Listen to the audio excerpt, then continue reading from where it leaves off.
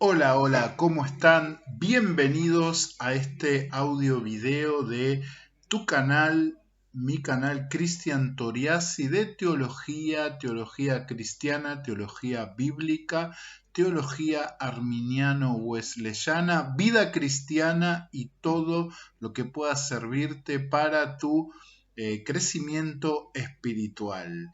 Bueno, en esta oportunidad vamos a ver algunas interpretaciones acerca de la profecía apocalíptica que está en el capítulo 11 de Apocalipsis, específicamente del versículo 1 al versículo 14, donde se nos describe la llegada de dos personajes que han sido retratados de diversas maneras, han sido expuestos y enseñados de diversas formas, los famosos los dos testigos del Apocalipsis.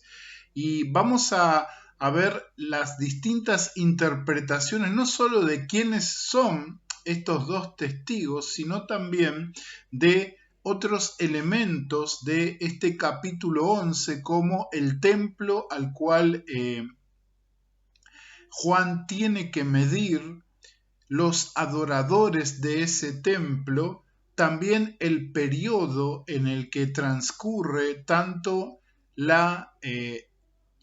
el hollamiento, como dice la escritura, del patio que está afuera, como el ministerio de los dos testigos, también un poco la bestia y todo lo que termina describiéndose allí en la última parte entre los versículos 7 y el versículo 14.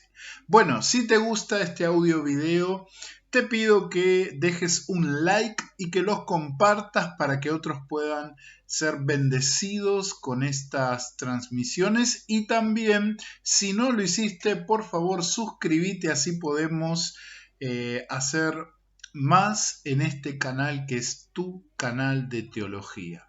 Bueno, vamos a comenzar. Apocalipsis capítulo 11 es un capítulo muy especial porque se nos describe, como te dije, ese periodo que muchos, la mayoría creen, que va a aparecer no solo el anticristo, sino que se han de manifestar dos hombres de Dios, dos profetas, dos voceros de Dios con un ministerio especial de parte del Espíritu Santo en medio de ese periodo especial conocido como la Gran Tribulación. Aunque esta perspectiva que encajaría con el pensamiento premilenial histórico y dispensacionalista, no es compartido, por ejemplo, con otras visiones interpretativas del Apocalipsis, como por ejemplo la visión amilenial, que se conecta más con una interpretación alegórica de este pasaje como de todo el libro del Apocalipsis, sin ni hablar de la visión posmilenial o de otras formas interpretativas como la interpretación alegórica o historicista o la interpretación histórica continua, y otras interpretaciones como la preterista o la visión de la alta crítica, que directamente descarta la autoría de Juan. Por lo menos la visión preterista deja a Juan como autor y como actor relevante del libro de Apocalipsis, pero, por ejemplo, la alta crítica deja de lado a Juan y propone que el Apocalipsis es un conjunto de escritos confeccionados por varios autores desde el siglo I hasta el siglo II, III, que fue compilado después de la época de Juan y atribuido a el apóstol, ¿no? Bueno, vamos a ver esas divergencias y después vamos a hacer un estudio breve desde la perspectiva que considero que es la más adecuada para poder interpretar el mensaje de Dios en este capítulo 11 del Apocalipsis. Ahora, esto no significa que vos tengas que tener esta perspectiva, no, de ninguna manera. Por eso yo lo presento acá de forma didáctica, todas las visiones interpretativas de este capítulo 11 y de los elementos que componen este capítulo 11 del versículo 1 al verso 14.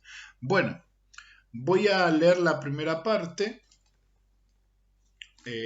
Apocalipsis 11, del versículo 1 al versículo 2, los dos primeros versículos, dice: entonces me fue dada una caña semejante a una vara de medir, y se me dijo: levántate y mide el templo de Dios y el altar y a los que adoran en él.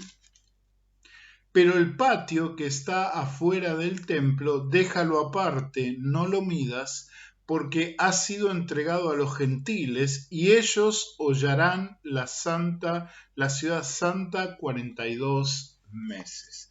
Bueno, vamos a ver estos dos versículos como las diferentes escuelas interpretativas ven elementos distintos en estos dos versículos. Vamos a comenzar con lo que podríamos llamar la alta crítica, que está también mezclada con el preterismo, ¿sí? El preterismo pretende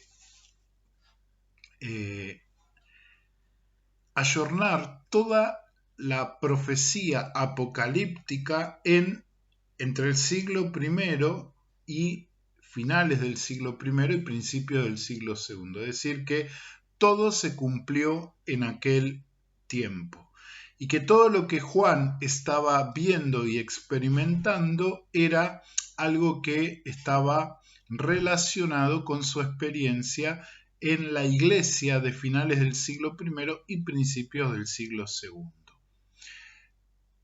Ahora, la alta crítica tiene una visión parecida, solo que no reconoce, como dije, a el apóstol Juan como el autor, sino que dice que es un Juan o alguien que tomó el nombre de Juan para atribuirse la autoría, que el Apocalipsis sería un libro pseudoepigráfico y que además estaría compuesto por varios apocalipsis tempranos y tardíos en el periodo, comparado con el periodo que el autor, el desconocido autor para la alta crítica, escribió el Apocalipsis. Bien, vamos a ver. Entonces, desde esta postura preterista o de la alta crítica, cuando digo alta crítica, hablo de la visión crítica de los libros de la Biblia, ¿sí? Es una escuela interpretativa de la Biblia que propone la no inspiración de las escrituras, sino que ve a la Biblia como un conjunto de documentos literarios con el propósito de asentar el pensamiento cristiano a través de diversas formas de escritura, pero que obviamente Dios no interviene porque detrás de la alta crítica están, por ejemplo, pensadores ateos, agnósticos e inclusive cristianos, pero de base liberal. Entonces, desde la alta crítica se ve una digresión entre el periodo en que va a sonar la séptima y última trompeta, con que se describe el triunfo momentáneo del mal. Esa victoria representa la persecución de Domiciano, entonces en curso, ¿no? En el tiempo del escritor.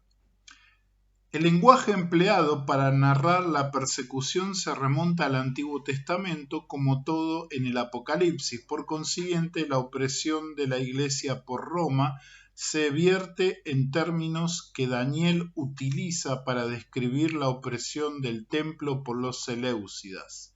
Y acá se remite al versículo 2, ¿no? Que dice, se lo voy a leer: pero el patio que está fuera del templo, déjalo aparte y no lo midas, porque ha sido entregado a los gentiles y ellos hollarán la ciudad santa 42 meses. Este periodo de 3 años y medio, durante los cuales fue profanado el templo en la época de Antíoco Epifanes.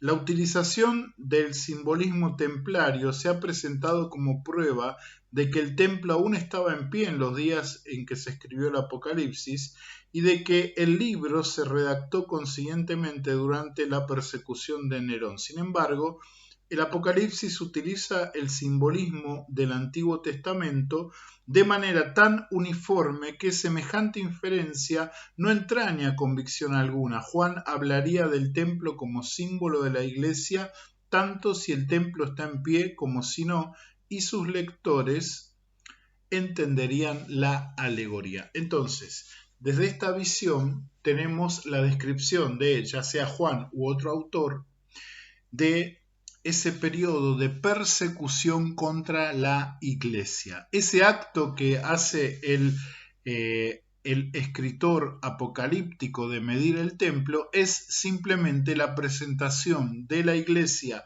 del tiempo de finales del siglo I y principios del siglo II frente a la persecución de el emperador Domiciano, quien estaría tal vez identificado con la bestia. Pero también esta interpretación difiere en cuanto a los dos testigos, porque vamos a ver que los va a presentar en el tiempo de Nerón. Porque tanto la escuela preterista como la alta crítica se asientan en la teoría de que el Apocalipsis está amañado en diversas tradiciones y una de ellas es la de la leyenda de Nerón, que es la bestia la cual se suicida, ¿no? Que es descrita allí o es herida de muerte allí en el capítulo 13 y que después resucita, obviamente aludiendo, según esta escuela interpretativa, a esa supuesta leyenda de que Nerón había resucitado o reencarnado, ¿sí?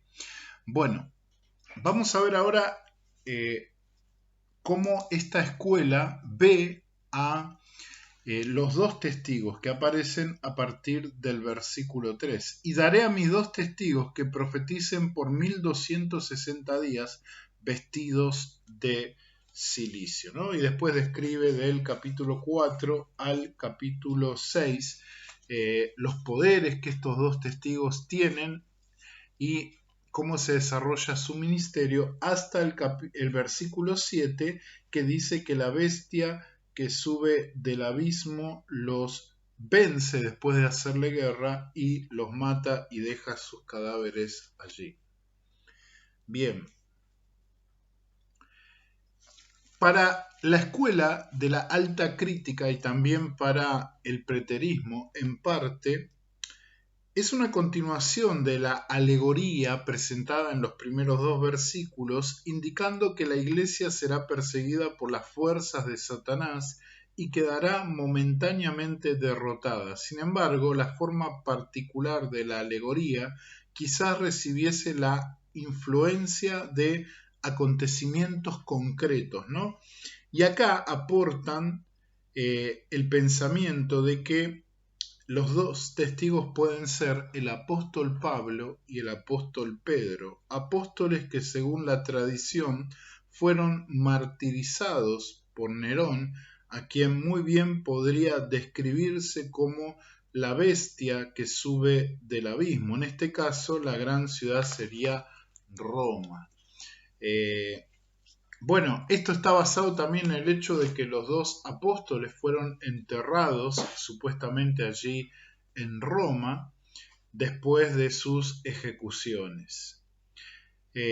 Y la inferencia que se hace en el versículo 8 dice que sus cadáveres estarán en la plaza de la ciudad grande, en el sentido espiritual que se llama Sodoma y Egipto, donde también nuestro Señor fue crucificado, sería un añadido posterior de un copista que creyó que la gran ciudad era Jerusalén al referirse a la crucifixión del Señor. Muchos tienen esta forma de interpretar el Apocalipsis. Ahora, vamos a hacer el análisis. ¿Realmente el Apocalipsis era simplemente un conjunto de tradiciones apocalípticas hábilmente amañadas solo con el fin de sostener a la iglesia, de defender a la iglesia o de alentar a la iglesia? Nosotros podemos creer en parte que sí, no en el hecho que sean tradiciones amañadas, sino que Dios tenga la finalidad o tuvo la finalidad con la inspiración de este libro de darle ánimo a la iglesia en medio de la persecución, ya que cuando Juan escribió esto, Domiciano estaba persiguiendo oficialmente a la iglesia y el apóstol Juan era víctima de esa persecución, ya que estaba recluido en la isla de Patmos. Y este libro habría sido de gran bendición para los creyentes de aquel momento, que dirían, bueno, la bestia es el emperador y un día el emperador y el imperio diabólico ha de ser destruido, ¿no? Y algunos pensarán, bueno, aquí está figurando el apóstol Pedro, el apóstol Pablo, pero si nos remitimos a lo que pensaban los primeros cristianos de finales del siglo I y principios y mediados del siglo II, vamos a llegar a la conclusión de que no tenían esta idea. La mayoría tenía una idea de que los dos testigos eran profetas del pasado que no murieron, como Enoc y Elías, y que este pasaje se refería no al tiempo que ellos estaban viviendo, sino a el tiempo futuro antes de la segunda venida de Cristo, que ellos no sabían si iba a ser en ese momento, ¿no? Algunos pensaban que sí. Entonces, la idea de la alta crítica, yo creo que hay que desecharla en el sentido de que no podemos ver no solo a este capítulo 11, sino a todo el libro como un conjunto de tradiciones amañadas, sino que entendemos, según también el testimonio de los padres de la iglesia del siglo II, que el apóstol Juan recibió esta revelación. Esto fue algo revelado por Dios y no fue una obra literaria escrita por diferentes autores. Ahora, también el preterismo indica que este Apocalipsis 11, este capítulo 11 del Apocalipsis se cumplió en, por ejemplo, la destrucción del templo de Jerusalén, sería la medición del templo y quizás los dos testigos representando a la iglesia y siendo perseguida por el monstruo, la bestia que surge del abismo, que es el Imperio Romano y su representante, que era el emperador Domiciano. Bueno, la respuesta sería la misma para este tipo de interpretación, ya que debemos entender que la profecía del Apocalipsis, porque es una profecía, está apuntando hacia el final de los tiempos, hacia la segunda venida de Cristo y no solamente hacia el tiempo de Juan. Y obviamente sabemos que el Señor no regresó en el transcurso del siglo segundo, sino que aún estamos esperando su venida. Bien, vamos a ir a otro tipo de interpretación. Vamos a ir a la interpretación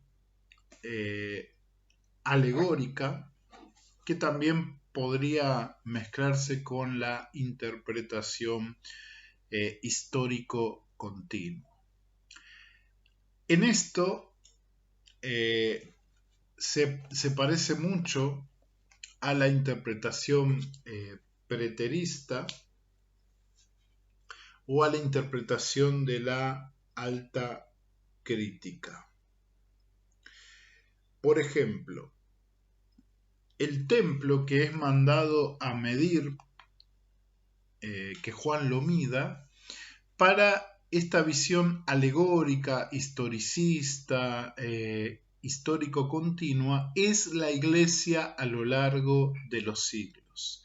Es la iglesia que tiene que sufrir diversas tribulaciones a lo largo de los siglos. Y los dos testigos serían no personajes específicos, no personas específicas, sino más bien representaciones como por ejemplo el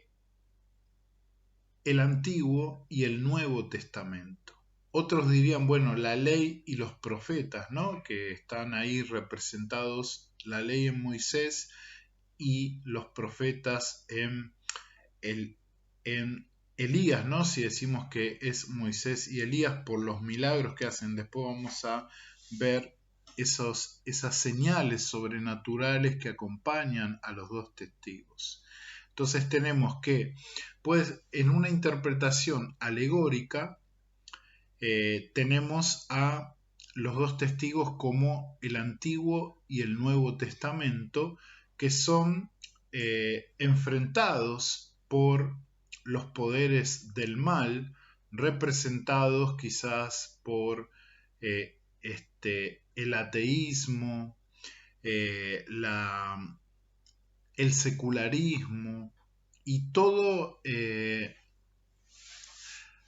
movimiento que esté en contra explícitamente de la palabra de Dios y de la obra de la Iglesia de Cristo. Esa muerte de los dos testigos sería una victoria momentánea de estos movimientos sobre la Iglesia y su base y su mensaje basado en el Antiguo y en el Nuevo Testamento, ¿no? Y la resurrección de estos dos testigos sería la victoria final de la Iglesia a lo largo de los siglos en la predicación del Evangelio, en la conversión de miles de personas por causa de la predicación del Evangelio. Ahora, ¿cuál sería el análisis que podemos hacer sobre este tipo de interpretación? Bueno, en primer lugar, nos estamos yendo muy lejos de lo que Dios le podía haber dicho a Juan en cuanto a qué podría significar cada signo, ¿no? Porque recordemos que el autor Juan utiliza signos para poder apuntar a lo que Dios le quería decir con lo que le estaba revelando, ¿no? Entonces los dos testigos apuntan a ciertas cosas, ¿no? Y acá estamos cometiendo el error de alegorizar demasiado. Cuando la escritura nos pone algo que tiene que ser interpretado alegóricamente, la escritura es clara en indicarnos que eso es así. Por ejemplo, cuando Jesús dice, yo soy el buen pastor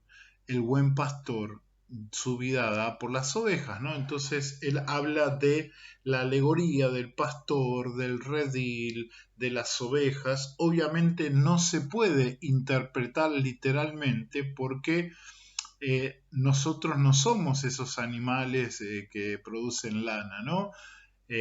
Obviamente el pastor refiere a Jesús, el redil refiere a su reino, y las ovejas se refieren a aquellos que creen en Jesucristo y viven para Él y en Él. Entonces ahí sí, la Biblia nos indica que tenemos que interpretar alegóricamente. Hay otros casos en donde las alegorías no solo son explícitas, sino que son interpretadas. Por ejemplo, lo que expone el apóstol Pablo en su carta a los Gálatas, donde dice que las dos mujeres que tuvo Abraham, Sara y Agar, se puede hacer de ellas, que fueron personajes históricos, personas que vivieron, se puede hacer una proyección de sus personas hacia una enseñanza alegórica, siendo Agar la representación de aquellos que quieren vivir con Cristo, pero también quieren vivir bajo la ley, bajo el dominio de la ley mosaica, mientras que Sara sería la representación alegórica, según la enseñanza que estaba dando ahí Pablo en Gálatas, de la verdadera libertad en el Evangelio de Cristo. Entonces ahí sí tenemos explícitamente un mensaje alegórico donde además se nos lo interpreta de forma explícita, se nos dice hacia dónde debe apuntar esa enseñanza alegórica. Ahora, en el caso del Apocalipsis sí tenemos imágenes, pero no tenemos indicación de que se tenga que interpretar alegóricamente. No quiere decir que el uso de imágenes simbólicas debe implicar una interpretación simbólica, no. Debemos atenernos a la regla de que los símbolos representan algo. Ese algo es lo que nosotros tenemos que descubrir para poder entender la verdadera interpretación de lo que el texto nos está diciendo. Eso no indica, el hecho que haya muchos símbolos no indica que la interpretación tenga que ser simbólica. Les doy un ejemplo. Cuando se habla de ahí en Isaías capítulo 7, creo que es verso 14, que habla de la Virgen que dará a luz un hijo y llamará su nombre Emmanuel. Ahí tenemos que hay un símbolo que es esa Virgen que tiene una representación, una enseñanza específica, pero que apunta a hechos literales, porque esa Virgen es la Virgen María, es María quien siglos después del profeta fue bendecida, agraciada por Dios y trajo a su hijo al mundo. Tenemos allí una señal simbólica que implica un cumplimiento literal. Repito, tenemos una señal simbólica, un símbolo que apunta a un cumplimiento literal. Hay en el libro de Isaías solamente un montón de símbolos que apuntan a cumplimientos literales. Por ejemplo, cuando se usa el símbolo de las abejas que dicen que iban a venir a molestar y destruir a Efraín y a Judá. La abeja no es algo en sí literal, es un símbolo que apunta a algo. ¿Qué era ese algo? Bueno, el imperio asirio, que en esa época todavía no estaba mostrando sus dientes, ¿no? En el momento que el profeta Isaías habla de esas abejas. Ese símbolo apunta al imperio asirio y eso se cumplió literalmente cuando Asiria destruyó al reino de Israel, al reino del norte.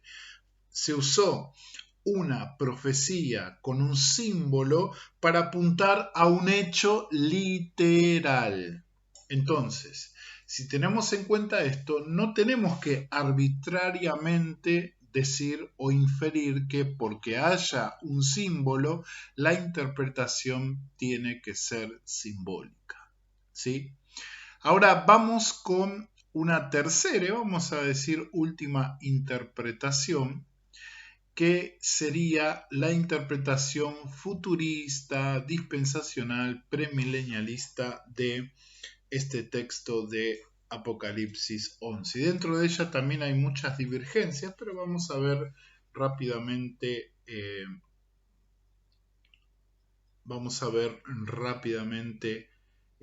a qué apunta. Bien.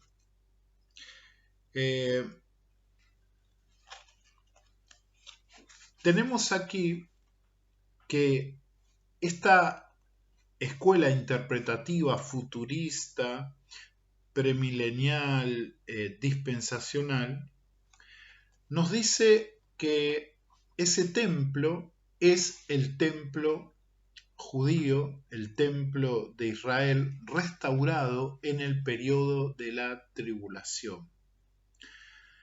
Y para eso se acude a otros pasajes, por ejemplo en el Nuevo Testamento, que se habla de que el hombre de pecado, que es otra denominación para referirse al anticristo, a la bestia de Apocalipsis 13, al príncipe que ha de venir de Daniel capítulo 9, verso 27, se nos dice que el hombre de pecado se va a sentar en algún momento en el templo de Dios. Y el templo de Dios no es otro que el templo judío restaurado. ¿Por qué? Porque en el contexto tanto de Pablo como en el contexto de Apocalipsis, se sobreentiende que Pablo está hablando desde una visión judía. Pablo en su carta a los tesalonicenses le está hablando a gentiles y a judíos, pero principalmente a judíos, por eso nombra el templo. Y que el hombre de pecado se iba a sentar en el templo de Dios como Dios, haciéndose pasar como Él. Entonces, haciendo inferencia entre entre estos dos pasajes proféticos y otros que podemos rescatar del Antiguo Testamento, por ejemplo, de Zacarías que habla de una profanación, en Daniel que habla de la abominación desoladora en el lugar santo, y pone eso en el periodo de la gran tribulación. Entonces se interpreta que este templo es un templo judío restaurado en el periodo de la tribulación. Y esto es algo que, si lo vemos con lo que está pasando en la actualidad, no estaría lejos de hacerse una realidad tangible. En Israel hay un grupo que se llama la Asociación, algo así, ¿no? Bueno, no recuerdo bien, pero es Asociación para el templo, para el tercer templo, donde ya se están preparando o ya están los elementos que describe el Antiguo Testamento. Ya se están preparando rabinos, distintos rabinos, para ejercer el sacerdocio levítico. Se dice que se clonó a la vaquilla roja para el sacrificio. Ya están las réplicas del altar, de la menorá y otros elementos para la restauración del culto en un futuro tercer templo que está dentro de el ánimo de especialmente los judíos ortodoxos de Israel, ¿no? Hay un problema grave porque si se lo quiere emplazar en el lugar donde debe estar, hay que quitar de allí el Domo de la Roca, que es el lugar sagrado de los musulmanes allí en Jerusalén. Y eso iniciaría una guerra, por eso no hubo ningún intento en estos tiempos. En este tiempo de existencia, creo que son 80 años de existencia del Estado de Israel, no hubo un intento explícito de la reconstrucción del tercer templo, pero sí está en el ánimo y ya está casi todo preparado para que esto suceda, ¿no? Eso lo sabremos, tal vez si lo podemos ver o no, si se va a cumplir literalmente esta profecía, pero esa sería la visión futurista, premilenial, histórica y dispensacionalista acerca de este pasaje. No la iglesia, sino que se refiere a un tercer templo judío, ya que todo el escenario de operación es en Jerusalén y en Israel, entonces no se refiere a una imagen simbólica de la iglesia, sino al templo, a un tercer templo restaurado. Bien. En cuanto a los dos testigos, la visión de esta escuela interpretativa es que durante el periodo de la tribulación Dios levantará dos testigos especiales que ministrarán por cuenta del Señor en medio de las tinieblas y de la destrucción que habrá en ese periodo. ¿Qué sabemos de los dos testigos? ¿Quiénes son? ¿Qué harán? ¿Cuándo servirán? Bien, hay 5 puntos importantes sobre estos testigos descritos aquí en Apocalipsis 11. En primer lugar, y la misma Biblia nos dice o nos asegura que estos dos testigos no representan instituciones, ni escrituras, ni iglesias, ni nada de eso, sino que son dos personas literales, dos personas que han de aparecer y han de ejercer el testimonio de Dios en un ministerio lleno del Espíritu Santo en este periodo de la gran tribulación. ¿Por qué? Veamos el versículo 3 y 4. Dice: y daré a mis dos testigos que profeticen por 1260 días vestidos de cilicio. Estos testigos son los dos olivos y los dos candeleros que están en pie delante del Dios de la tierra. Y acá tenemos un paralelismo que hace el mismo autor del Apocalipsis con Zacarías capítulo 4, verso 3 y versos 11 y 14, donde se muestra al profeta Zacarías dos olivos que están allí alimentando una lámpara que es Israel, y los dos olivos son dos personas literales.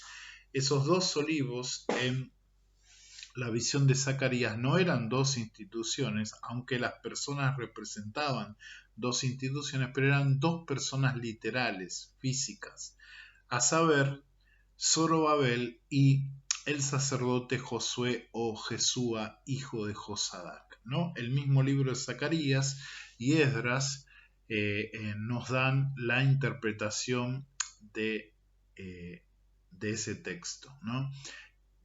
La figura de los dos olivos y del candelero apunta a dos personas físicas. Por eso, desde la escuela futurista, premilenial histórica y dispensacional, se cree que estos testigos son dos personas que en la figura del olivo van a estar llenas del poder del Espíritu Santo. Hay algunos que han dicho que en el arrebatamiento de la iglesia antes del periodo de la gran tribulación o de la tribulación, el Espíritu Santo va a volver al cielo y no se va a manifestar más durante ese periodo de prueba que va a pasar el mundo entero. Bueno, eso no es correcto, porque si el Espíritu Santo se va de este mundo, dejamos de existir, porque el Espíritu Santo es el que sostiene la vida en el universo.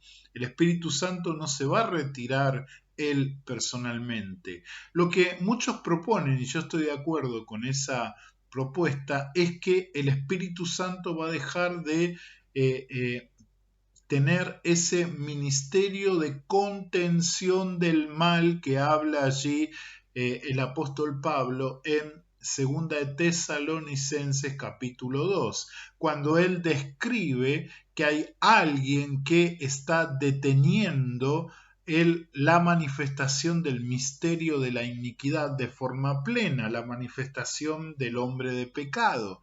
¿Y quién lo está deteniendo? Bueno, en este caso sería la iglesia,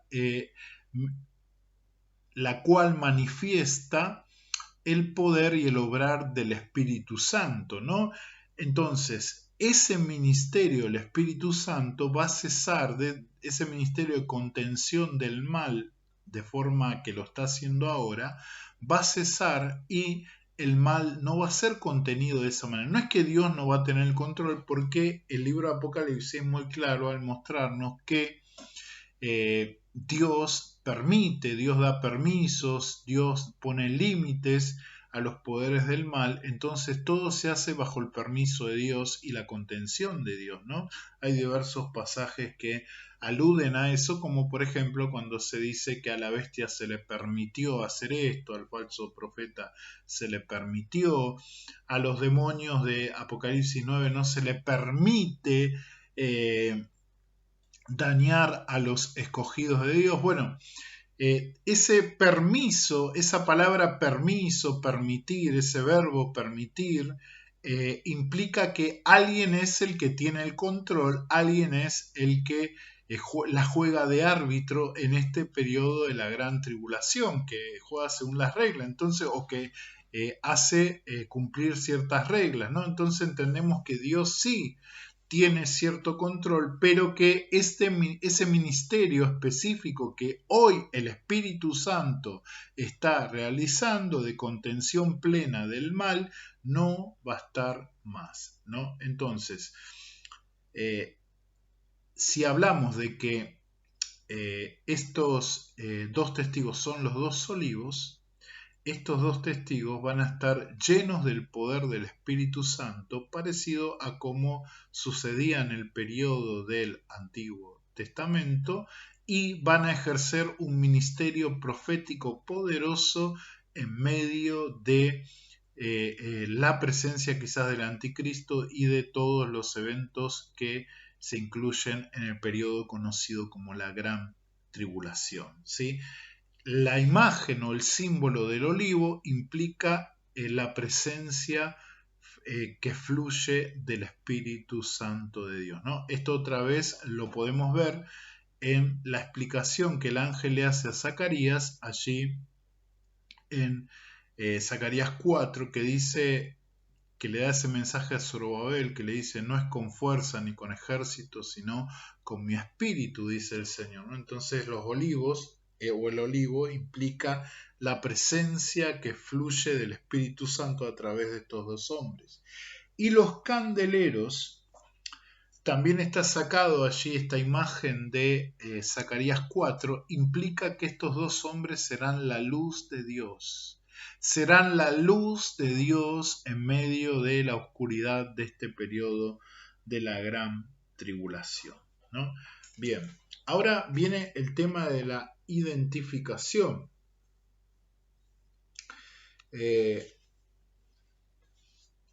Estos dos testigos que se concluye según esta visión futurista, premilenialista, que son dos personas.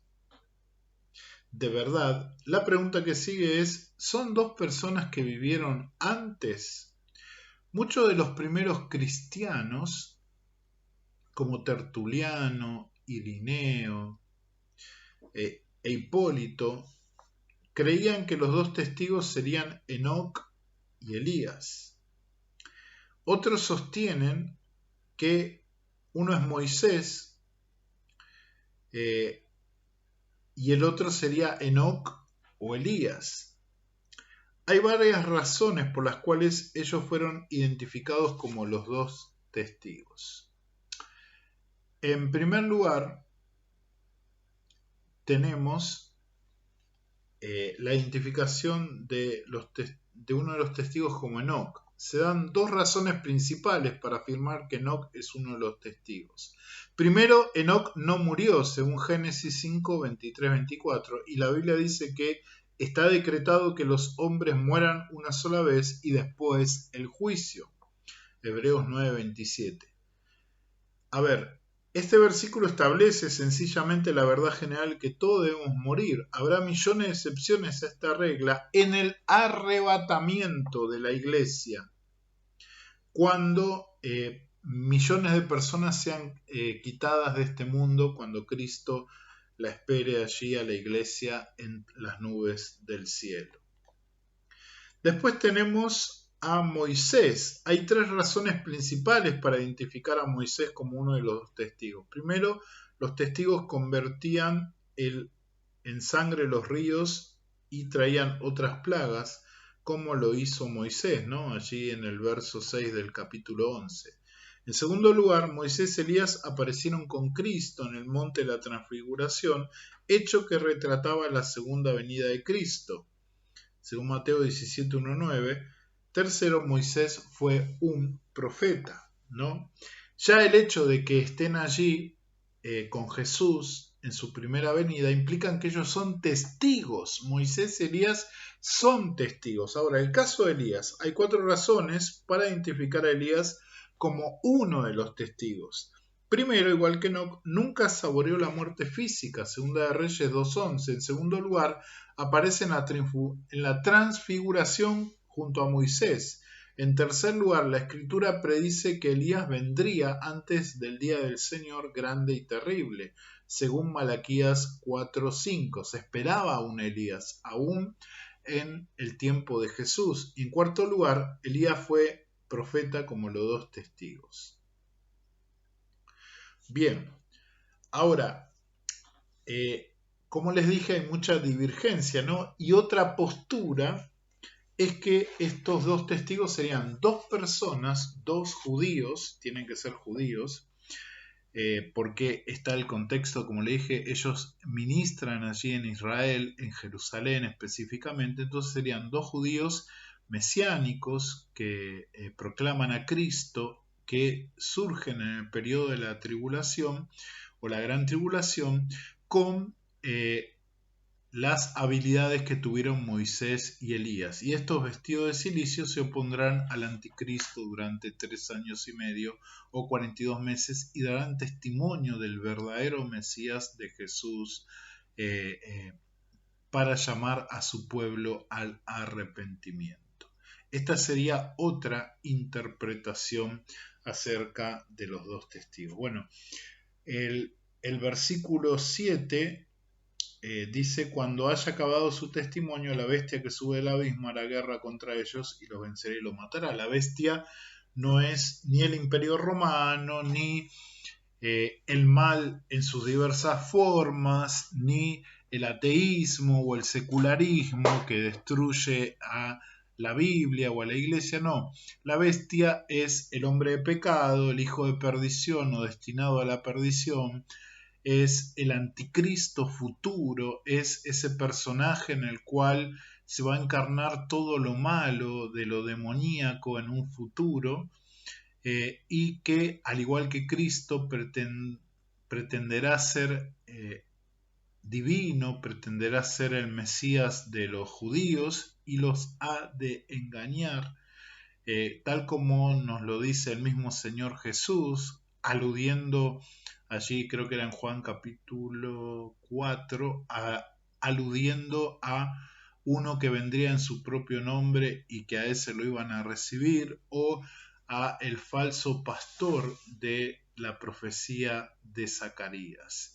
Entonces, después de que se cumpla este periodo de 42 meses, que ahora vamos a ver a qué se refieren los futuristas o premilenialistas a este periodo de 42 meses, van a ser asesinados como una muestra del poder del anticristo, pero que después Dios los resucita y hay como una especie de conversión por temor, se glorifica a Dios por temor por verlos otra vez volver a la vida y vuelven al cielo, ¿no? Y esto se identifica como el segundo ay, conectado con los primeros ay de las trompetas que son presentadas allí en el capítulo 8 y capítulo 9 del Apocalipsis. Bien, en cuanto al periodo de estos 42 meses, hay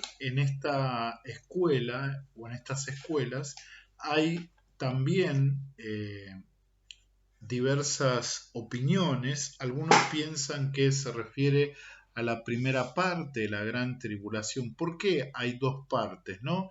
Porque la gran tribulación, si uno toma en forma literal la profecía de Daniel capítulo 9, 26 y versículos 26, 27 y 28, principalmente 26 y 27, que hablan de la última semana de años, es decir, 7 años, en donde vendrá el príncipe que ha de venir, que ha de frenar los sacrificios y las ofrendas en el templo, que hará una gran abominación en el lugar santo. Entonces, de ahí se deduce de que es un periodo de 7 años dividido en dos fases. Una primera fase de 42 meses y una segunda fase de 42 meses que termina con la venida de nuestro Señor, la batalla de Armagedón descrita en Apocalipsis 19, Zacarías 14, Isaías 34, Joel capítulo 3, etc. ¿No? Hay muchos pasajes que hablan de esa batalla de Armagedón y de la segunda venida del Señor, ¿no? Pero están estos dos periodos, ¿no? que aparecen de diversas maneras en el libro Apocalipsis, como 42 meses, como un tiempo, tiempos o dos tiempos y la mitad de un tiempo, o aparece como 1260 días. Entonces se infiere de que los 1260 días son los últimos periodos de la gran tribulación, porque el capítulo 11 termina con la séptima trompeta que anuncia la venida de nuestro Señor Jesucristo. Bueno, ahora, ¿con cuál de estas tres, o yo englobé en tres, pero hay más que están dentro de estas tres, ¿con cuál de estas nos podemos quedar? ¿Cuál sería la más natural para entender este capítulo 11? Bueno, entiendo que, como os sugiero yo, desde mi perspectiva, que el Apocalipsis es una profecía inspirada que, como dijimos en el video anterior, tiene estos dos horizontes para, en primer lugar, consolar a la iglesia de finales del siglo I y principio del siglo II, y también para apuntar a que los cristianos estén preparados para la segunda venida de Cristo y todo lo que Dios ha de hacer en la consumación de su plan para toda la creación.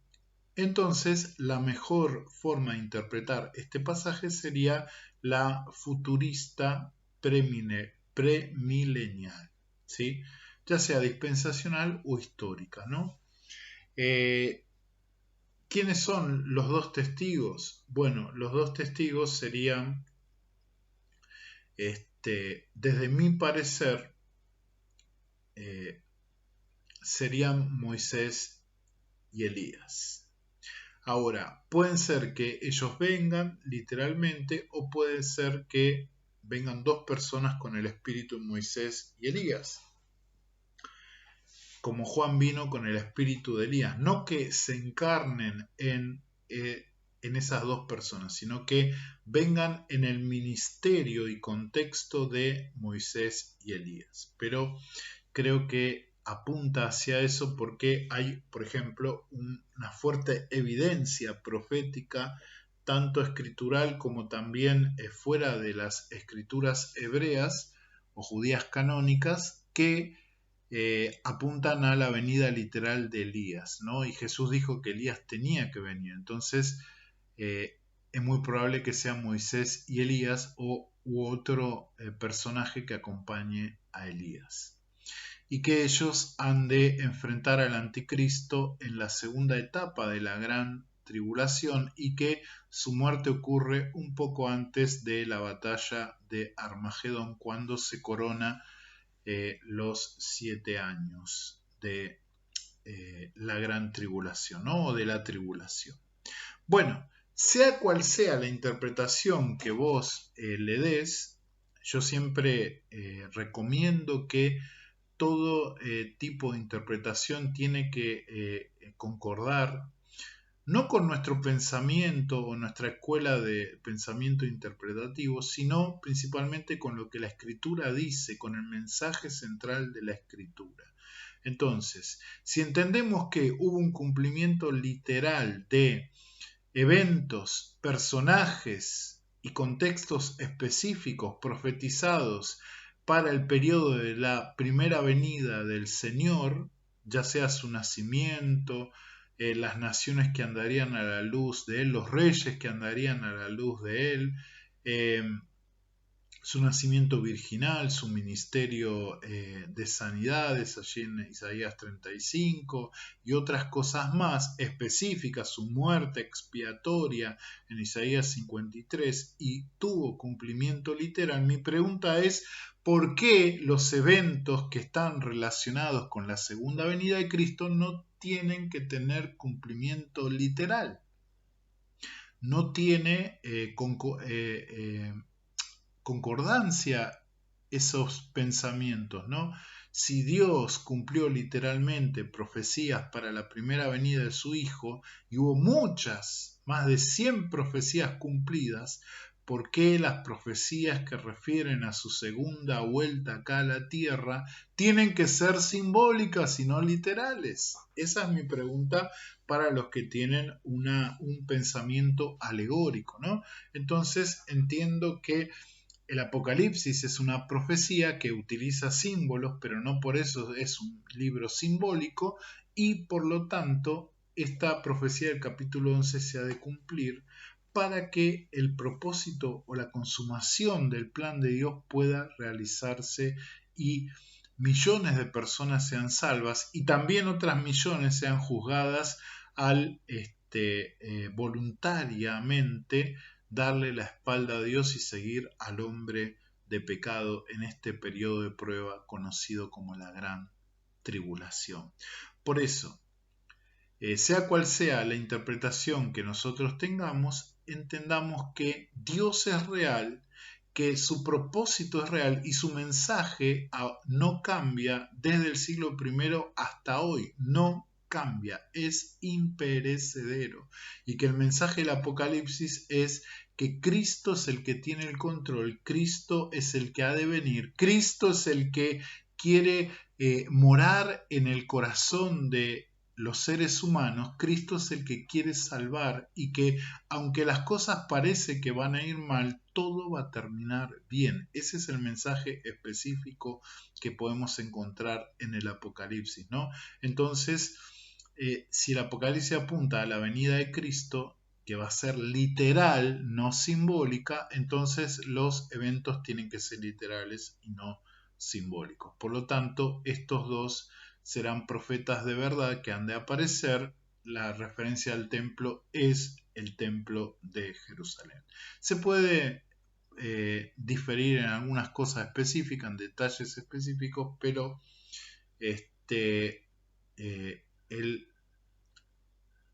la interpretación más natural sería la de la interpretación futurista, literal, premilenial o dispensacionalista, ¿no?